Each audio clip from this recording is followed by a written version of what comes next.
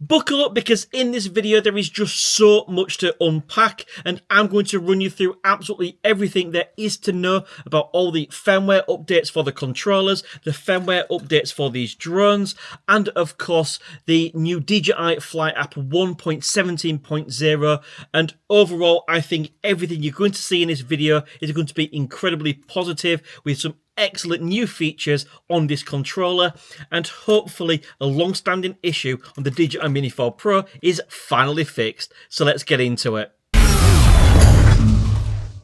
So first things first, DJI have launched a brand new drone in the DJI Mavic 4. This has got some absolutely incredible, innovative new features, and I'm incredibly jealous that DJI have not sent me one to test on my channel for launch anyway. Hopefully one day I'll be on DJI's Christmas card list, but it certainly has some incredibly innovative features with its rotating camera, and I just think that's going to open up a whole world of possibilities to get some really cool footage.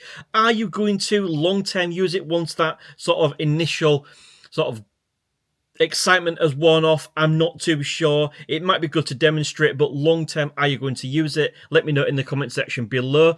And one feature of the DJI Mavic 4 is, of course, it does come in at that over 1 kilogram mark.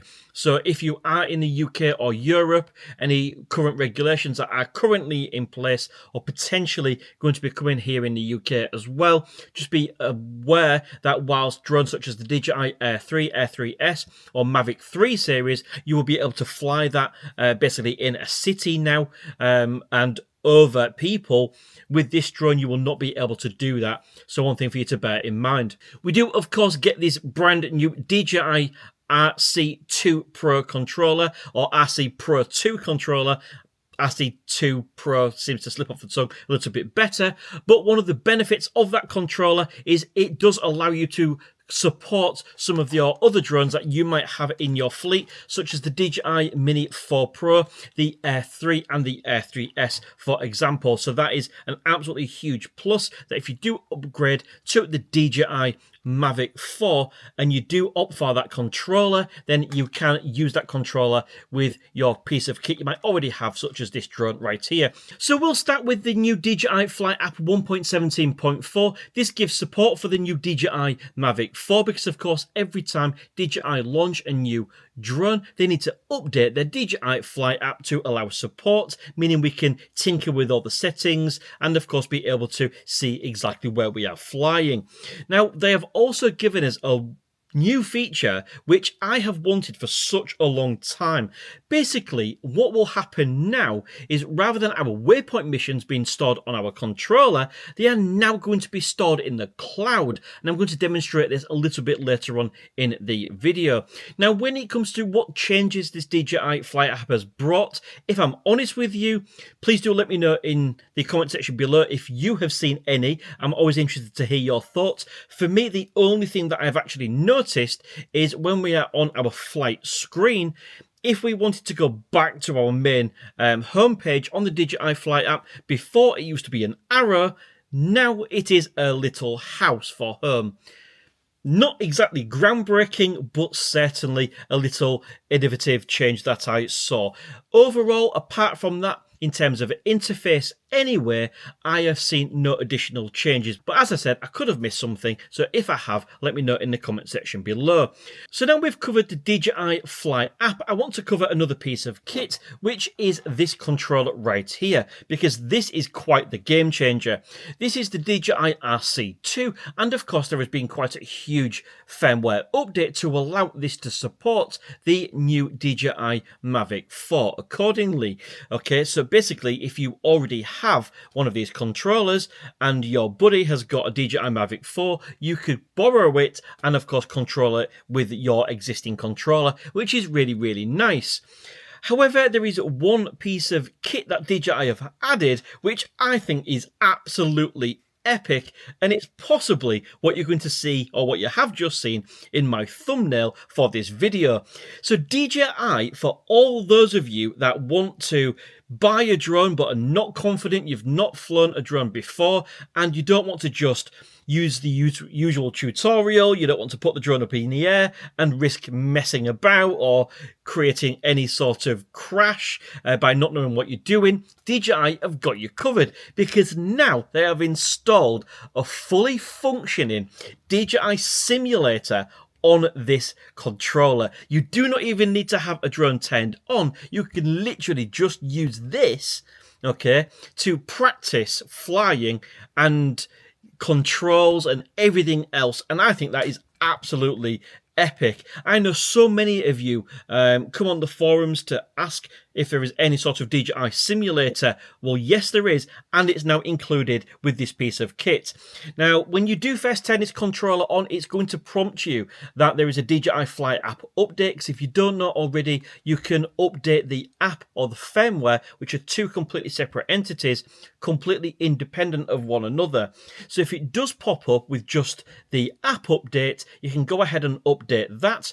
But then if it hasn't yet prompted you to update the firmware to give you this Mavic 4 support and of course the new DJI simulator, all you need to do is go into the profile, scroll to check for firmware updates, then it will show you that there is one available. Go ahead and install it, and then you can have so much fun playing around with that DJI simulator. So again, please do let me know what you think to that in the comment section below. Right, so onto the DJI Mini 4 Pro after I've just taken a bit of a breath.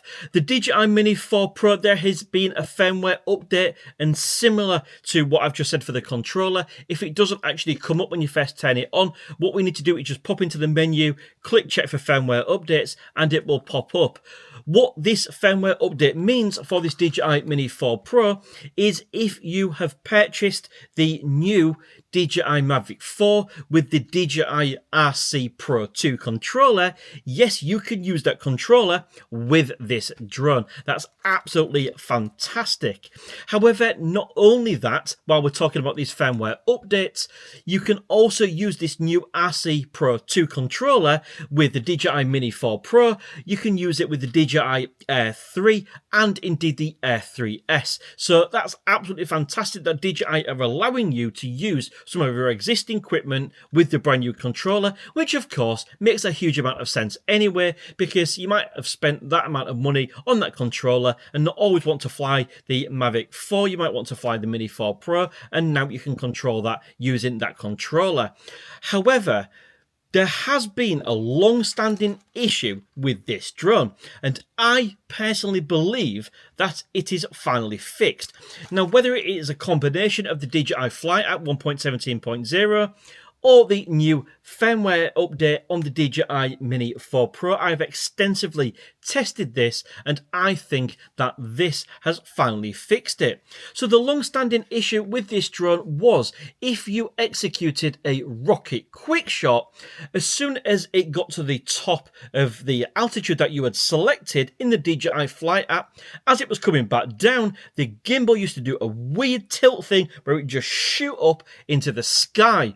Whereas today, after these updates, I have been out flying this piece of kit just to see if any of these updates have fixed it, and yes, it has been fixed. I say it's been fixed, it still comes up with the same error message which it used to come up with before, except now the gimbal doesn't shoot upwards, it comes down nice and steady, exactly as it should before it started doing that really weird thing. Okay, so that is a huge plus that I do feel that that is finally fixed, or indeed, if it's not fixed, I can only apologise, because I performed 10 rocket quick shots and it performed exactly as it should on mine. Okay, so if it's not fixed for you, once again, let me know in the comment section below, or indeed if it has fixed it, let me know, because finally I think DJI might have solved that problem.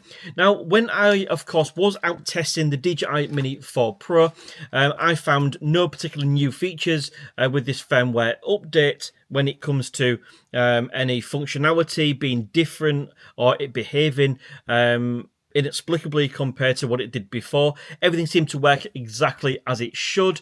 It did struggle a little bit, whether it was just because it was just incredibly bright when I was testing out my active track. At one point, when I was trying to track a car, it did sort of switch from one to the other.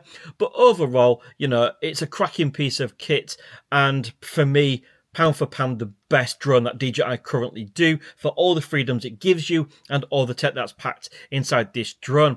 It performed absolutely perfectly, testing out the rocket quick shot, the drone quick shot. It selected everything as it should, and then of course when it came to testing the return to home, it got itself all the way back to the home point exactly as it should. Now, because we are talking about the DJI Mini 4 Pro, now's a great time to mention this new cloud-based save for the waypoint functionality. So essentially, if you have created a waypoint on the controller, whether it be this controller or of course the RC2 on your mobile phone, one of the major problems is the fact that if you then wanted to load that up on the DJI Air 3, for example, okay, you actually couldn't do it because it was stored locally on this device. However, this is now not the case. As you can see here, if we click into the waypoint tab, it now gives the option to sync our waypoint missions to the cloud.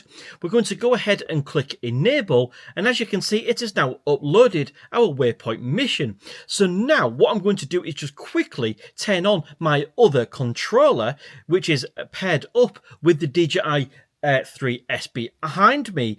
And then, as you can see, just to fast forward this whole process, as I click my waypoint mission and click my saved ones, not only has it pulled up the one from the DJI Mini 4 Pro, but it's also allowed us access to the one which was stored in this other controller right here. Okay, so now we've got a waypoint mission that we did on the Mini 4 Pro right here using our mobile phone, and then we've got a waypoint mission which was created using this, all in the cloud, so we can just bring them up no matter what device we are using. And for me, that is so much of a better solution, and thank you DJI, because that is something that has bugged me constantly from somebody that constantly switches between which controller I'm using depending on what I've got with me or what I'm testing on that particular day. That is an absolutely huge plus. So again, I think that's a positive move from DJI there. So in addition to the drones I've already mentioned and the controller that I've already run through, I've also been out testing and flying the DJI Neo, which of course is an incredibly popular